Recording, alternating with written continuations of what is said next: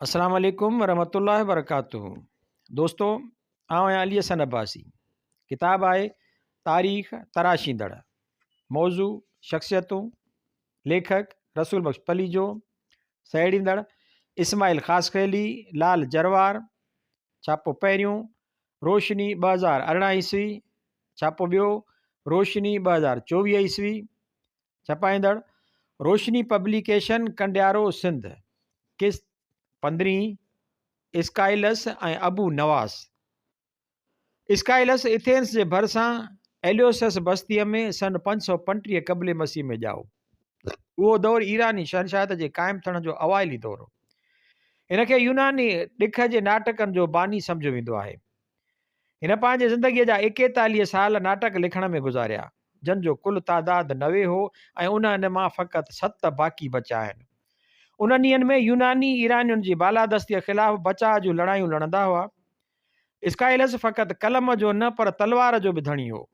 हिन यूनान पारां ईरान सां जंग में हिसो वरितो ऐं मशहूरु मारूफ़ मैरेथन जे लड़ाईअ में जेका 490 क़ब्ल मसीह में थी, तंहिं में नालो कढियईं। हू ससवी जे ॿेट ते गुज़ारे वियो। अबू नवास अरबी शाइर अबू नवास जो माइटाणो नालो हसन इब्न हानी हो। हू मोहम्मद बिन कासिम जे सिंध ते हमले खां अधु सदी पोइ 762 ईस्वीअ में ॼाओ ऐं 815 ईस्वीअ में गुज़ारे वियो। हू हाकारी अब्बासी ख़लीफ़े हारून रशीद जे दरबार जो शाइर हो। हिन अरबी शाइरीअ जे पुराणनि सिन्फ़ुनि में नऊं रंग भरियो ऐं उनखे क़बाइली माहौल मां कढी बगदाद जे आलमी शोहरत याफ़्ता शहर जी ज़िंदगीअ जी शोखीअ, तंज़, शानो शौक़त ऐं मुहबत जे चाशनीअ सां मालामाल कयो। हू निहायत ज़िंदा दिल ऐं शौक़ माण्हू हो। संदसि उन्हनि ख़सलतुनि जा कई किसा मशहूरु आहिनि। चवनि था त हिकिड़े दफ़े ख़लीफ़े हारून रशीद जे पुटु राणीअ ज़ुबैदा मां पैदा थियल पुटु अमीन रशीद हारून अॻियां पंहिंजो शाइराणो कलाम ॿुधायो। हारून अबू नवास खां पुछियो त कीअं थो भाई, मुंहिंजे पुट जी शाइरी कीअं आहे? अबू नवास चयो, ठीकु आहे, पर मंझंदि ग़लतियूं आहिनि। ऐं पोइ उहे ग़लतियूं बयानु करे ॿुधायईं। हारून खे उहा ॻाल्हि न वणी त भरीअ दरबार में मुंहिंजे पुट जी बेइज़ती कई वञे। ओॾी महिल त माठि रहियो, पर ॿिए ॾींहुं खेसि बहानो बणाए क़ैद में विझी छॾियईं, जितां हू केतिरनि महीननि खां पोइ ॿाहिरि निकितो ऐं वरी दरबार में अचणु वञणु लॻो। हिकिड़े ॾींहुं वरी अमीन रशीद पंहिंजो ॿियो कलाम अची पढ़णु लॻो। हारून अबू नवास खे चयो त शहज़ादे जी शाइरी कीअं आहे? ही शहर त तोखे वणिया न? अबू नवास निहायत अदब सां सलाम करे उथी बीह रहियो ऐं हारून रशीद खे चयईं त अमीरुल मोमिनीन, इजाज़त ॾी त आउं वञा। ख़लीफ़ा हारून रशीद हैरान थी पुछियुसि, केॾांहुं? अबू नवास निहायत मासूमियत सां बाअदब जवाबु ॾिनो, उन साॻिए क़ैद खाने ॾांहुं जितां ताज़ो आयो आहियां। ख़लीफ़े ॻाल्हि सम्झी खिली ॾिनो ऐं खेसि मोतियुनि जो बुक भरे ॾिनई। मशहूरु सूफ़ी ऐं मुस्लमान फ़ैलसफ़ो ख्वाजा ज़ुल्नून मिस्री जनम 706 ईस्वी वफ़ात 859 ईस्वी जे कौल मुताबिक़ ज़ाहिरी फ़ैलनि खे गुनाहनि खां पाक रखणु ऐं बातिनी हालत में फ़ज़ूल कमनि सां पाण खे आलूदा न करणु ऐं ख़ुदा जे हुक्मनि मुताबिक़ साबित क़दम रहण जो नालो तसौफ़ आहे। ख्वाजा बायज़ीद बिस्तामी वफ़ात 844 ईस्वीअ जे मुताबिक़ पाण ते आसाइश जा दरवाज़ा बंदि करणु ऐं महिनत अख़्तियार करणु तसौफ़ आहे। ख्वाजा जुनेद बगदादी वफ़ात 910 ईस्वी जे कौल मुताबिक़ दिलि खे ख़ल्क़ वटि मक़बूलियत खां पाक करणु, तबई इख़लाक़ खे दुनियायत खां दूरि करणु, बशरियत जे सिफ़तुनि खे नफ़्सियाती ख़्वाहिशुनि खां दूरि रखणु, रूहानी सिफ़तुनि जो पैदा थियणु, हक़ीक़ी इल्मनि ॾांहुं तरक़ी करणु, अहिड़ियुनि शयुनि खे अमल में आणु जेके अबद ताईं कमु अचनि, ख़ल्क़ खे नसीहत ॾियणु, हक़ीक़त हाल ते बावकार रहणु ऐं रसूलुल्लाह सल्लल्लाहु अलैहि वसल्लम जी पैरवी तसौफ़ आहे। हज़रत गौसुल आज़म शेख अब्दुल कादिर जीलानी जनम 1077 ईस्वी वफ़ात 1166 ईस्वी जे कौल मुताबिक़ तसौफ़ जो बुनियादु हिननि 8 शयुनि ते आहे: सखावत इब्राहिम, रज़ाई इसहाक, सब्र अयूब, मनाजात ज़करिया, गुरबत यहिया, फ़िरका पोशी मूसा, सियाहत तजरुद ईसा ऐं फ़कर मोहम्मद सल्लल्लाहु अलैहि वसल्लम, फ़तूहुल ग़ैब। नंबर 2 हुज़ूर सल्लल्लाहु अलैहि वसल्लम जन ऐं ख़िलाफ़त राशिदा जे हुक्मरानीअ जी निहायती मुख़्तसिर दौर 622 ईस्वीअ खां 661 ईस्वी, कुल सिर्फ़ु 40 साल खां पोइ जे सदियुनि जे मुस्लमान बादशाहनि, सुल्ताननि ऐं शहनशाहनि जी हुक्मरानी नाले मातर इस्लामी पर हक़ीक़त में हिकिड़ी फ़ौजी आमिरियत ऐं मार्शल लॉ जी हुक्मरानी पई रही आहे, जेका इस्लामी तहरीक जी बुनियादी अवामी ऐं जमहूरी रूह ऐं ढंग जे उबतड़ ऐं उन जी नफ़ी कंदड़ पई रही आहे।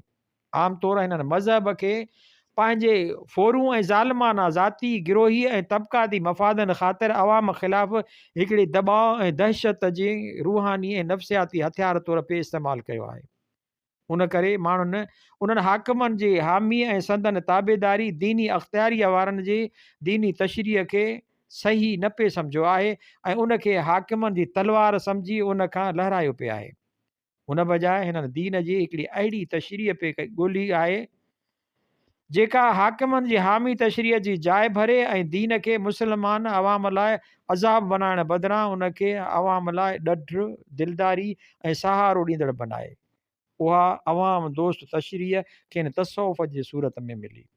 प्रोफेसर अली अब्बास हुसैनी चवे थो, बनु उमैया जबर ऐं तशद्दुद सां पंहिंजी सल्तनत क़ाइमु कई हुई। उन करे उन्हनि जे ख़िलाफ़ु माण्हू उथी खड़ा थिया। बग़ावत खे दॿाइण लाइ हिजाज बिन यूसुफ जहिड़नि ज़ालिमनि खे अॻिते वधायो वियो। उन ई कासाईअ 1,20,000 माण्हुनि खे चूंडे चूंडे क़तलु करायो ऐं हज़ारे मर्दनि ऐं औरतुनि खे ॾिढुनि ॿकिरियुनि वांगुरु वाड़नि में पूरे छॾियईं। बनु उमैया हिकिड़ो ज़ुल्म उहो कयो जो उन्हनि माण्हुनि खां बि जज़ियो वसूल करणु लॻा जेके मुस्लमान थी चुका हुआ। उन करे जॾहिं बि का बग़ावत थींदी हुई त अजमी, ईरानी ऐं ॿिया गैर अरब मुस्लमान उन में ज़बरदस्त हिसो वठंदा हुआ। बनु अब्बास बनु उमैया सां मुक़ाबिलो कयो त अजमी बनु अब्बास सां शरीक थी विया। ज़ाब जे जंग में बनु उमैया खे शिकस्त आई। उहा जंग असल में अरबनि ऐं गैर अरब मुस्लमाननि जे विच में जंग हुई। बनु उमैया जे ज़माने जा आलिम ॿिनि धुरियुनि में विराइजी विया। हिकिड़ा हुआ मर्जिया याने मुल्तवी करण वारा। उहे चवणु लॻा त कंहिंखे उहो हक़ु नथो रसे त क़यामत खां अॻु कंहिं मुस्लमान खे गुनहगार या काफ़र सॾीनि। उहो फ़ैसिलो क़यामत ॾींहुं ख़ुदा कंदो त केरु काफ़र आहे केरु मुस्लमान। उहे बनी उमैया जा तरफ़दार हुआ। ॿिया कदरिया हुआ, कादिरी न, जेके चवंदा हुआ त ज़ालिम ऐं जाबिर खे हुकूमत करण जो को बि हक़ु नथो पहुचे ऐं उनखे तलवार जे ज़ोर ते ज़ुल्म खां बाज़ रखणु हर मुस्लमान जो मज़हबी फ़र्ज़ु आहे। हू चवंदा हुआ त माण्हू मजबूर न आहे, मुख़्तियार आहे ऐं उहो ज़ालिमनि खे रोकण जा अख़्तियार रखे थो। कदरिया वारनि मां माबद जहनमी ऐं गैलान दमिश्की बनु उमैया जे जबर ख़िलाफ़ु लड़िया ऐं खेनि क़तलु कयो वियो। अॻिते हली उन्हनि कदरिया वारनि खे मुतज़िला अलॻि थियण वारा सॾियो वियो। ख़ारिजियुनि ते बि ईअं नालो रखियो वियो। हिकिड़ो ज़ाहिदनि जो फ़िरक़ो उन्हनि ज़ालिमनि खां तंग अची दुनिया खे छॾे विर्द वज़ीफ़नि खे लॻो। उन्हनि मां सूफ़ी पैदा थिया। अबूज़र गफ़ारी खुलियो खुलायो बनु उमैया खे दौलत गॾु करण खां मनो कई त खेसि ज़ुल्म जो निशानो बनायो वियो। सूफ़ी, कूफ़ी ऐं बसरे जे शहरनि जा रहाकू हुआ जेके बनु उमैया जे ज़ुल्मनि जा सभ खां वधीक निशाना हुआ। बल्ग, मिस्र ऐं बगदाद में बि सूफ़ी पैदा थिया। बगदादी सभिनी खां पोइ सूफ़ी थिया। सूफ़ियुनि जी अक्सरियत अजमी गैर अरब आहे। नंबर 3 पहिरियां मशहूरु सूफ़ी ही थी गुज़रिया आहिनि। अबू इसहाक इब्राहिम बिन अदम बिन अल मंसूर बल्खी, वफ़ात 774 ईस्वी। नंबर 2 सोयान बिन इब्राहिम अबू अल फैज़ ज़ुन्नून मिस्री, ॼाओ 706 ईस्वी, वफ़ात 859 ईस्वी। 3 अबू महफूज़ मारूफ़ बिन फ़ैरोज़ करखी, वफ़ात 200 हिजरी। 4 अबू यज़ीद तीफ़ोर बिन ईसा अल बस्तामी, वफ़ात 261 हिजरी। 5 अबू हाशिम कूफ़ी, वफ़ात 774 ईस्वी। 26 मार्च 922 ईस्वी ते सूर्य चाढ़ियो वियो। 4 हेठियनि मुसनिफ़नि तसौफ़ ते अवाइली किताब लिखिया। ताजुद्दीन शाज़ली, वफ़ात 709 हिजरी। 2 जमालुद्दीन काशानी, वफ़ात 730 हिजरी। 3 अफ़ीफ़ुद्दीन याफ़ी, वफ़ात 767 हिजरी। 4 कुतुबुद्दीन जेली, वफ़ात 826 हिजरी। 5 अब्दुर्रहमान अल हारूनी, वफ़ात 858 ईस्वी। 6 इब्न अबी बकर अल सलाली। 7 मोहम्मद बिन सलमान कैफ़िजी, वफ़ात 879। 8 अबू अब्दुल्ला मोहम्मद बिन अबू सफ़ सनूसी अल सूफ़ी, वफ़ात 892 ईस्वी। शहाबुद्दीन अल बरसी अल फासी, वफ़ात 898 हिजरी। 10 मोहम्मद बिन अली बिन मोहम्मद बिन अहमद अब्दुल्ला शेख मोहिउद्दीन अबू बकर ताई हातिमी उंदलुसी मोहिउद्दीन इब्न अरबी, 560 हिजरी। 5 भक्ति तहरीक वांगुरु तसव्वुफ़ बि घणे भाङे माण्हुनि खे दुनिया खां लातालुक थियणु, रुगो पंहिंजे अंदर खे साफ़ करणु ऐं ॿियनि अहिड़ियुनि ॻाल्हियुनि ते ज़ोर ॾिनो जन माण्हुनि खे हिन दुनिया में ॿियनि सां चटाभेटी करणु ऐं ज़ुल्म सां मुक़ाबिलो करे उन जूं पाड़ूं पटण जे लाइक़ु नथे बनायो। उन जो सिंधी माण्हुनि ते जिते हिकिड़े तरफ़ ॾाढो सुठो असरु पियो ऐं हू इंसानियत जे कंहिं आला आदर्शनि सां मालामाल थिया, त ॿिए तरफ़ उन जा निहायत मनफ़ी ऐं तबाह कंदड़ असर बि पिया ऐं हू ज़हनी तरह घर जा गुलू सुस्त बेहिमत ऐं ड्रिजणा बि बणिजी विया।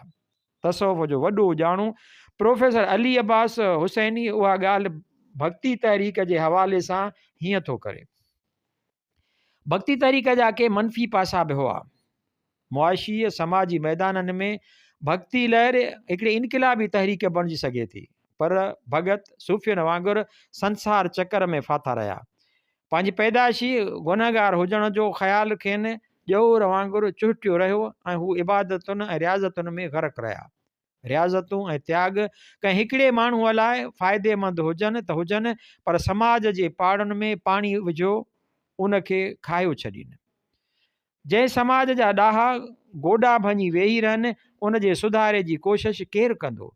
असांजे ज़माने जा दाना चवनि था त ॾोह जो अहसासु मज़हब जी पाड़ आहे ऐं माण्हूअ खे समाजी फ़र्ज़नि खां गाफ़िल थो रखे, छो त उन जे करे माण्हूअ जी समूरी कोशिश पंहिंजे ज़ाती छुटकारे लाइ वक़ुफ़ु थियो वञे।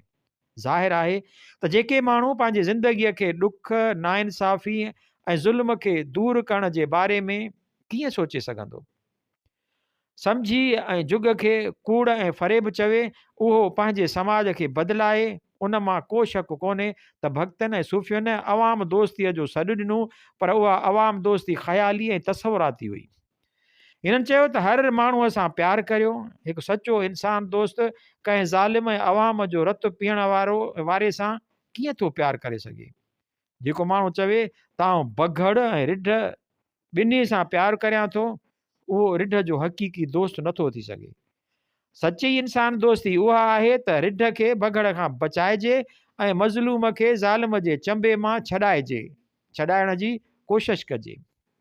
तंहिंखां पोइ ज़माने में केतिरा ई सूफ़ी ऐं पीर वक़्त जे हाकिमनि सां ठही उन्हनि जा नवाज़ियल माण्हू ऐं संदन नुमाइंदा बणिजी विया ऐं सरकार परस्त रूहानी मशीनरीअ जा पुर्ज़ा बणिजी अवाम जे वॾनि बुनियादी मफ़ादनि ख़िलाफ़ कमु करण में जुंबी विया। उहा सूरत हाल अॼु ताईं क़ाइमु आहे। मुस्लमाननि में हेठियां जग मशहूरु फ़िलसोफ़ थी गुज़रिया आहिनि। अबू यूसुफ याकूब इब्न इसहाक इब्न अल सबा इब्न इस्माइल इब्न अशस इब्न अल कैस अल कंदी, ॼाओ 801 ईस्वी, वफ़ात 873 ईस्वी। नंबर 2 अबू बकर मोहम्मद इब्न ज़करिया इब्न यहिया अल राज़ी, ॼाओ 865 ईस्वी, वफ़ात 27/10/925 ईस्वी। अबुल नस अल फाराबी, ॼाओ 870 ईस्वी, वफ़ात 950 ईस्वी। 4 अहमद इब्न मोहम्मद इब्न याकूब अल मस्कोया अबू अली अल हाज़न, ॼाओ 932 ईस्वी, वफ़ात 1030 ईस्वी। नंबर 5 बुअली सीना, ॼाओ 980 ईस्वी, वफ़ात 1037 ईस्वी। 6 अबू बकर मोहम्मद इब्न यहिया अल साइख इब्न बाजा, वफ़ात 1138 ईस्वी। 7 अबू बकर मोहम्मद इब्न अब्दुल मालिक इब्न मोहम्मद इब्न तुफ़ैल, ॼाओ 1108 ईस्वी, वफ़ात 1158 ईस्वी। 8 अबू वलीद मोहम्मद इब्न अहमद मोहम्मद इब्न रुशद, ॼाओ 1126 ईस्वी, वफ़ात 1198 ईस्वी। किताब सियासी अदब, भाङो पहिरियों, जिल्द 3 तां वरितल। लेखक रसूल बख्श पली जो। ब अज़ीम शाइराऊं कुरतुलैन ताहिरा, रस के भरे तोरे नैना, रस सां भरियल तुंहिंजा नेण। बेगम अख्तर भेरवीअ में ठुमरी पे ॻाई, सुभान अल्लाह। मीरा बाईअ जी नंढी हम असर शहनशाह अकबर जे ज़माने जी कश्मीरी शाइरा। हिबा ख़ातून जा ॿ शेर ॿुधमि, मतिलबु हो मुंहिंजे जवानीअ जी बहार गुज़री रही आहे तुंहिंजे अचण खां अॻु, मतां चंपा जा गुल मुरझाइजी न वञनि, आउं कंहिं पहाड़ जे पोयां ॿुॾंदड़ चंड आहियां, तूं अलाए किथे सुतो पियो आहीं। कश्मीर जो बादशाह यूसुफ शाह चक हिन जी सूंहं ऐं शाइरीअ जी हाक ॿुधी मथसि आशिक़ थी पियो ऐं साणसि शादी कयईं। जॾहिं यूसुफ शाह ते अकबर बादशाह कावड़ियो ऐं खेसि घुराए पाण वटि क़ैद करे छॾियईं, तॾहिं कश्मीर ते हुकूमत हिबा ख़ातून करणु लॻी, पर शाइरी पोइ बि न छॾियईं। सा बि अहिड़ी शाइरी सफ़ो यूनानिण, मीराबाई हिंदुस्तानिण राजपूतण, हिबा ख़ातून कश्मीरिण ऐं कुरतुलैन ताहिरा ईरानिण। 4 अज़ीम इंसान, अज़ीम औरतूं, अज़ीम शाइरियाऊं, अज़ीम बाग़ी वक़्त जी रीतुनि ऐं रस्मुनि जूं, ख़ासि करे मीरा ऐं कुरतुलैन ताहिरा त जहिड़ी हुई हसीन ऐं जहिड़ी हुई बेमिसाल शाइरा, तहिड़ी हुई बाग़ी मुजाहिद ऐं सूर्य फ़िक्री तोड़े जिस्मानी तरफ़ बग़ावत जे करे क़त्ल जो हुकुम वठण लाइ शाह नासिरुद्दीन शाह काचार अॻियां पेश कयाऊंसि। शाह संदसि सूंहं ॾिसी दहिलजी वियो। संदसि हुस्न ऐं बाग़ी शख़्सियत जे जलाल अॻियां ॾकी वियो। चयाईं, बगुरीद के सूरत ज़ेबा दारदा, छॾियोसि निसोरो हुस्न आहे। बादशाह शादीअ जी दरख़्वास्त कई त कुरतुलैन ठुकराए छॾी। मंझसि का विॼ भरियल हुई, हिकु पल चैन सां न वेठी।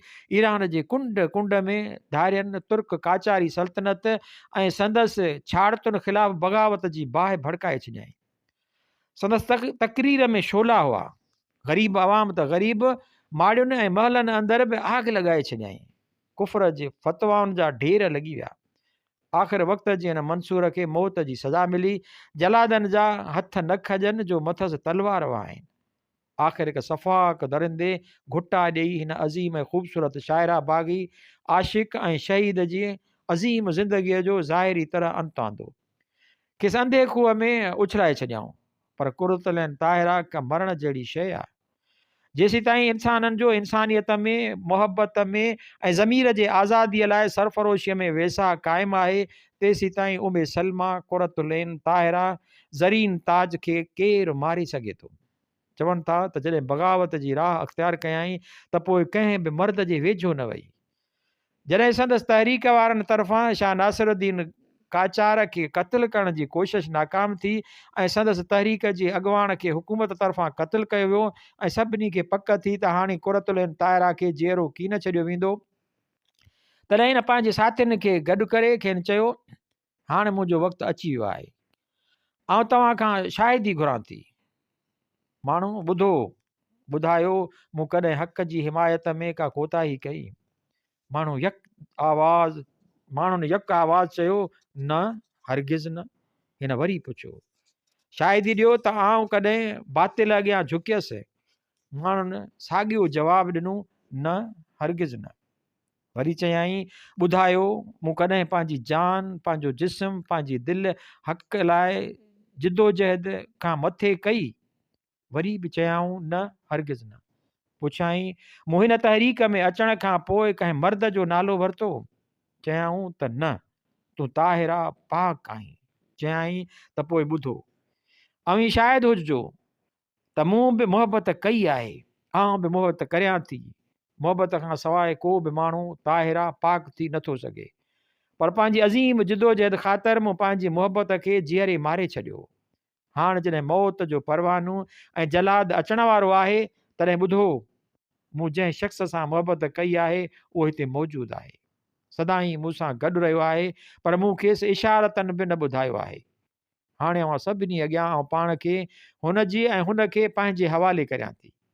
ईअं चई पंहिंजे साथियुनि मां मोहम्मद अली नाले हिकिड़े साथीअ ते हथु रखियईं ऐं खेसि ॿांह मां झले पंहिंजे तंबूअ में वठी वेई ऐं तेसी ताईं ॿाहिरि कीन निकिता जेसी ताईं मौत जा कासिद मौत जो परवानो ऐं जलाद वठी न अची पहुता।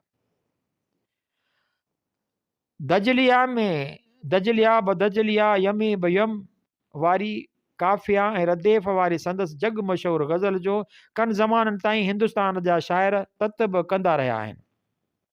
रूहानी ऐं सियासी डिक्टेटरशिप ख़िलाफ़ु सॼी उमिरि लड़ंदड़ हिन सदा मलूक सूरमीअ खे 1852 ईस्वीअ में यानी 1857 ईस्वीअ जे हिंद जे पहिरीं जंग आज़ादीअ खां 5 साल अॻु शहादत जो जाम पियारियो हुयो।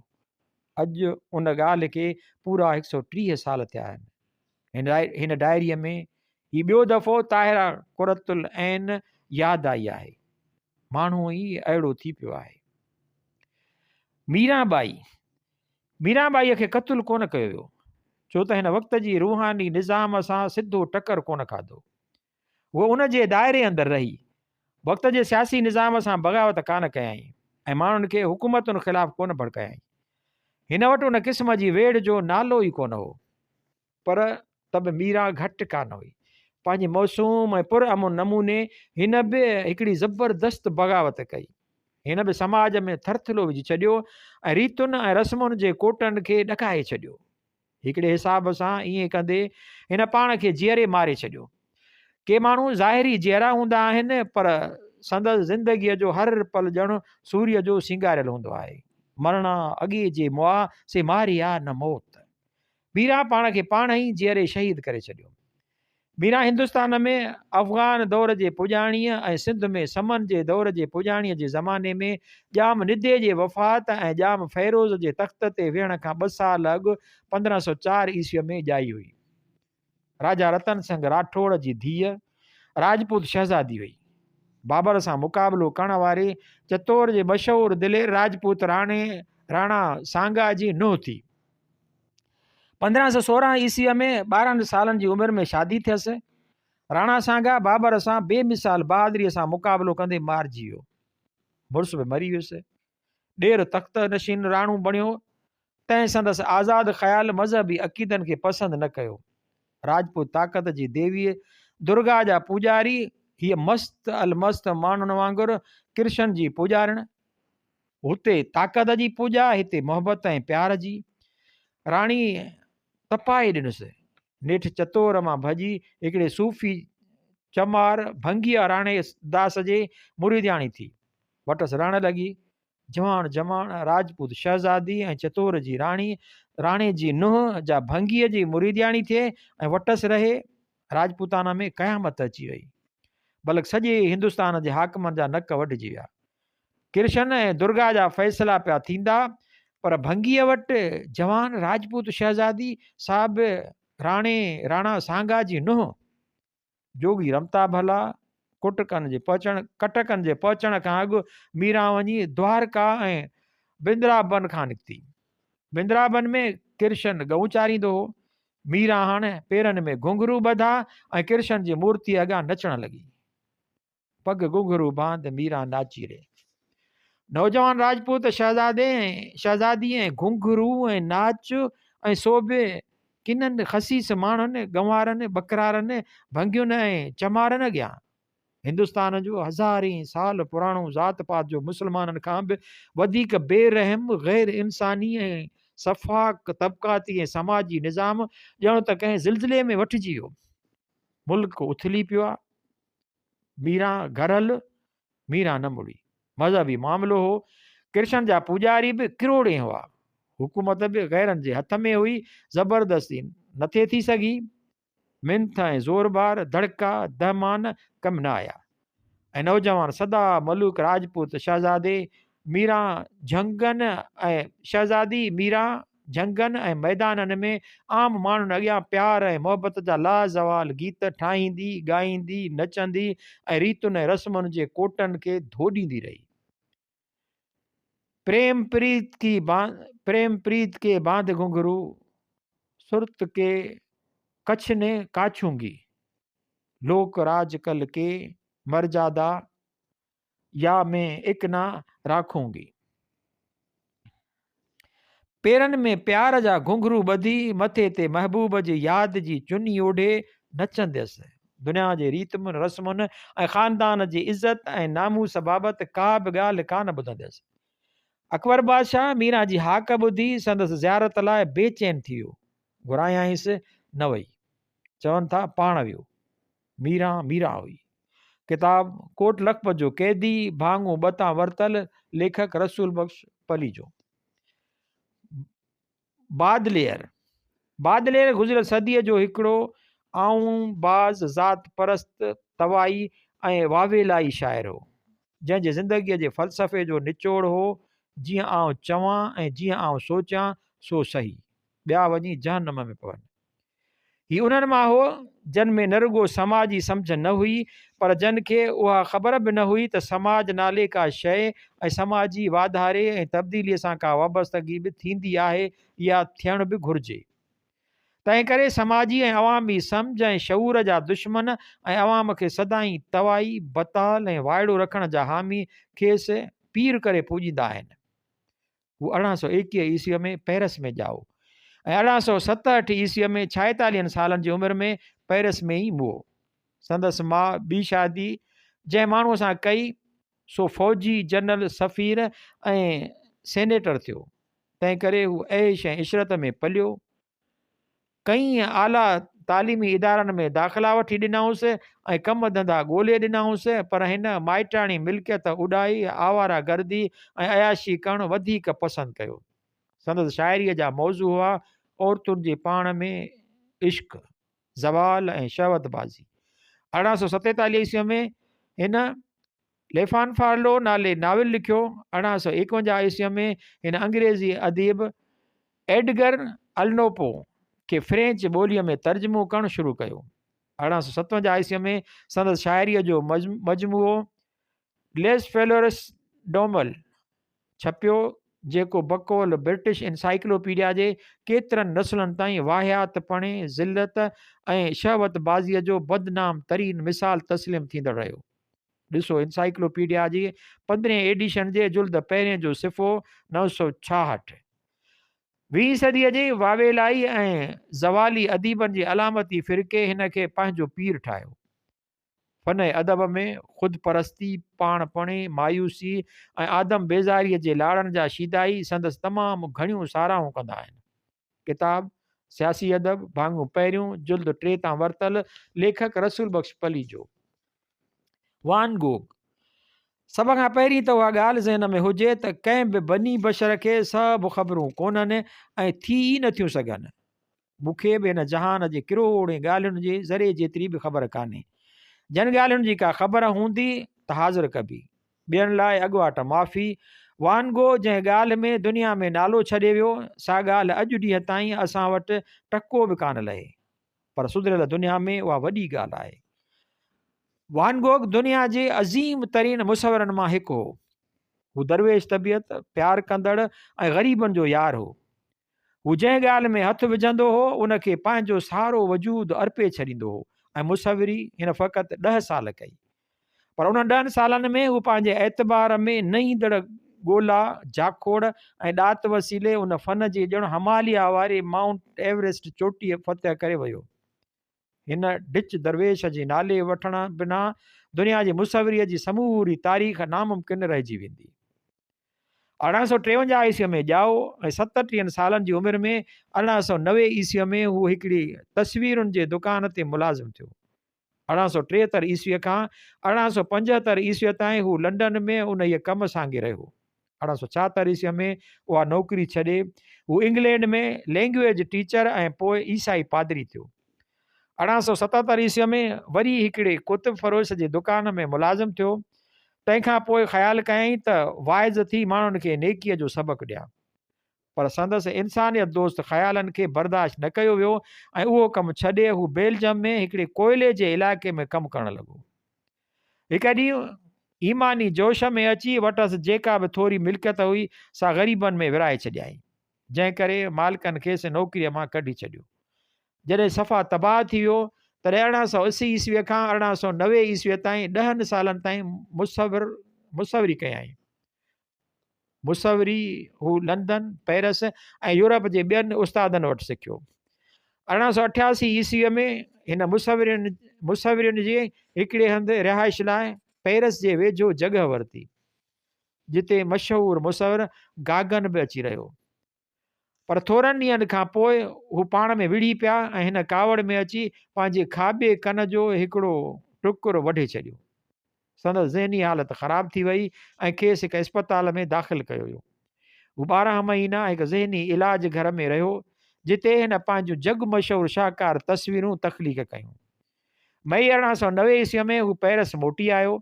आख़िर 29 जुलाई 1890 ईस्वीअ ते ग़रीबी ऐं बेक़दरी ऐं अकेलाईअ सबबि मायूसीअ जो शिकार थी हिन पाण खे शूट करे ख़ुदकुशी कई। संदसि ज़िंदगीअ में हिन बाबति फ़क़ति हिकु मज़मून लिखियो वियो। हिन जी शोहरत 20वीं सदीअ में शुरू थी ऐं मथसि हज़ारे मज़मून, मकाला ऐं कई दर्जन किताब लिखिया विया ऐं अॼु ताईं लिखजनि पिया। किताब सियासी अदब, भाङूं पहिरियों, जुल्द टियों, अवामी अदालतां वरतल, लेखक Rasool Bakhsh Palijo. Geoffrey Chaucer. Geoffrey Chaucer अटकल 1343 ईस्वी में ॼाओ। 1757 ईस्वी में हू इंग्लैंड जे बादशाह एडवर्ड टे जे पुट लायोनेल जी ज़ाल नवाबज़ादीअ एलिज़ाबेथ ऑफ एलेस्टर वटि मुलाज़िम थियो। हू सरकारी अमलदार, फ़ौजी आफ़ीसर, दरबार जो मुलाज़िम, सिफ़ारतकार ऐं शाइर हो। 1369 ईस्वी धारे हिन पंहिंजो पहिरियों अहम नज़म नवाब साहिबा जो कुतो लिखियो हो। दरबारी मोहब्बत बाबति मशहूरु फ्रेंच नज़म गुलाब जे गुल जो रोमांस जो तर्जुमो कयो। 1370 ईस्वीअ में हिन 2000 सिटुनि जो डिघो नज़म शोहरत जो घर लिखियो। 1378 ईस्वीअ में हू हिकिड़े सफ़ारती मिशन जे सरबराह तौरु फ्रांस वियो। उन अरसे में हिन पखियुनि जी पार्लियामेंट नाले हिकु नज़म लिखियो, जंहिंजो मिर्ज़ा कलीज बेग पखियुनि जी पार्लियामेंट जे नाले सिंधी नसर में तर्जुमो कयो आहे। हिन रूमी फ़िलसुफ़ बोएथियोस जी लिखियल किताब ॾढ जो तर्जुमो उन ई रूमी शाइर जे असर हेठि इन ट्रायल ऐं बोमी नाले मंज़ूम दास्तान लिखियो। 1380 ईस्वीअ जे ॾहाके में हिन नेक औरतुनि जो दास्तान नाले नज़म लिखियो। 1390 ईस्वीअ जे ॾहाके में हिन पंहिंजो मशहूरु मारूफ़ नज़म कैंटरबरी जूं कहाणियूं लिखियूं। उन मंज़ूम दास्तान में ईसाई वैली थॉमस बेक्ट जे दरगाह ते वेंदड़ 30 ज़ियारतुनि जूं कहाणियूं आहिनि। ज़ियारती पाण में चटाभेटी कनि था ऐं केरु सुठी कहाणी ॿुधाए थो सघे। मंझाउनि के मुला आहिनि, त के फ़ौजी, के वापारी आहिनि, त के वकील, के मर्द आहिनि, त के औरतूं। हर को पंहिंजी कहाणी दिलचस्प खां दिलचस्प पैराए में ॿुधाए थो। जॾहिं हू सिफ़ारती कम सां इटली वियो त उते संदसि तारफ़ यूरोप जे नई सुजाॻीअ जे अलमबरदार अदीबनि दांते, पेट्रारक ऐं बोकेशो सां थियो। उहे अदीब, आलिम ऐं दानिश्वर यूरोप जे जदीद इल्म ऐं अदब जी पीढ़ जो पथर रखंदड़ कदावर शख़्स हुआ। चासर जी साणनि मुलाक़ात थी या न थी तंहिंजी पक कान्हे, रुगो अंदाज़ो आहे त थी सघे थो त हू साणनि मिलियो हुजे। चासर अंग्रेज़ी शाइरीअ जो वाहू तारो लिखियो वञे थो। हू 60 सालनि जी उमिरि में 1400 ईस्वीअ में गुज़ारे वियो।